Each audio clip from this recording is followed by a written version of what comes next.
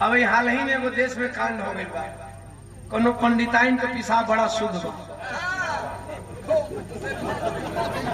साला बहन हम देखिए मजाक नहीं करते, मैं मजाक नहीं करता।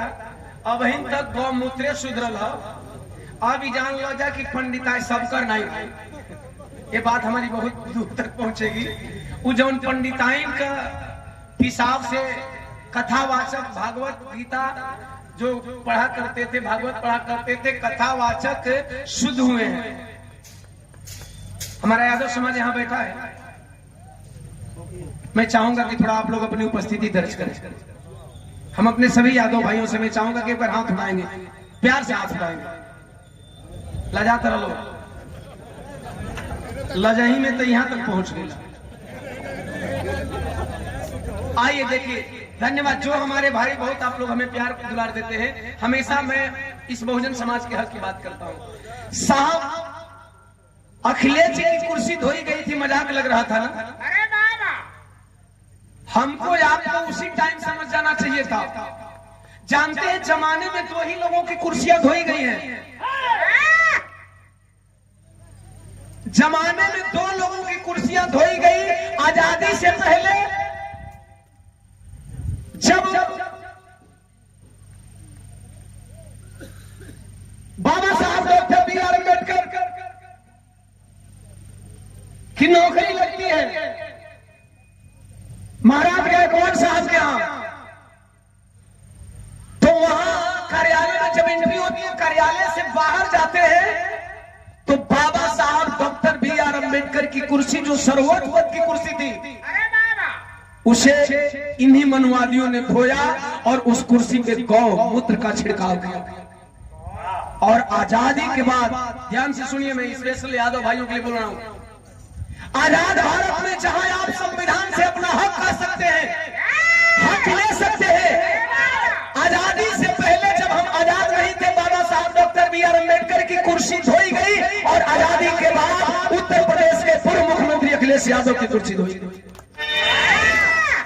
आप समझिए हम और आप कहां हैं। आजादी से पहले बाबा साहब डॉक्टर बी आर अम्बेडकर की कुर्सी धोई गई तो उन्होंने संविधान दिया और कहा अब मेरे देश में ऐसा नहीं चलेगा। संविधान के बदौलत हम सीएम, पीएम, डीएम सब बनने का पावर रखते हैं, लेकिन कभी आपकी कुर्सी धोई जाती है और कभी आप भागवत कथा कहते हो तो आपको यादव कह करके, शुद्ध कह करके एक महिला के मूत्र से आपका शुद्धिकरण किया जाता है। गलती आपकी है या गलती उनकी है, ये समझना होगा। इन लोग का दहिए पियोल का नुकसान करना, ये दही पिलाना रिएक्शन करना, गौर करेंगे। मैं कई बार ये बात मन से बोल चुका हूं, हमको आपको समझने की जरूरत है। अगर आज धरती पे भारतवर्ष में मनुवाद का सबसे बड़ा पोषक है तो हमारा यही यादव समाज। और साहब आज नहीं तो कल सबकी बारी आएगी, घबराने की जरूरत नहीं है। जब बाबा साहब की कुर्सी धोई गई होगी तो उस जमाने में लोगों ने सोचा होगा कि ये तो चमार है, ऐसे कर कुर्सियां धोआ गई। नहीं चमार नहीं, शुद्ध हुआ लोग। चमार समझ के कुर्सी नहीं धोवाला, यही सब समझ के कुर्सी नहीं धोवाला। पासी, मुसहर, कोयरी, कुर्मी, बीरी, मलान, नोनिया, चौहान समझ करके आपको धिकारा नहीं जाता है, शुद्र समझ करके, क्योंकि आप वर्ण व्यवस्था में रुक जाओ।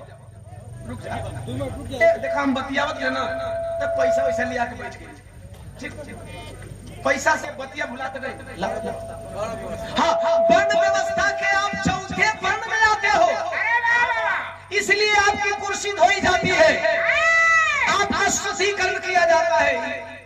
राम रोज ये बातें होते थे कि एमएलसी साहब को पता नहीं कब गोली मार दिया जाए। काश मेरा यादव समाज एमएलसी साहब की बात मान गया होता। एमएलसी साहब लड़ाई लड़ते रहे लेकिन समाज को बदल नहीं सके, इस बात का दुख है। लेकिन 10 साल से ओम प्रकाश दीवाना ने एक अभियान लाया, बिरहा में अम्बेडकरवाद की लहर दौड़ गई है। अभियान कुछ ऐसा हो कि कम से कम लोग एक धारा में बह चले। आइए, बुद्ध जी बोले तू मर जा, तेरा बेटा जी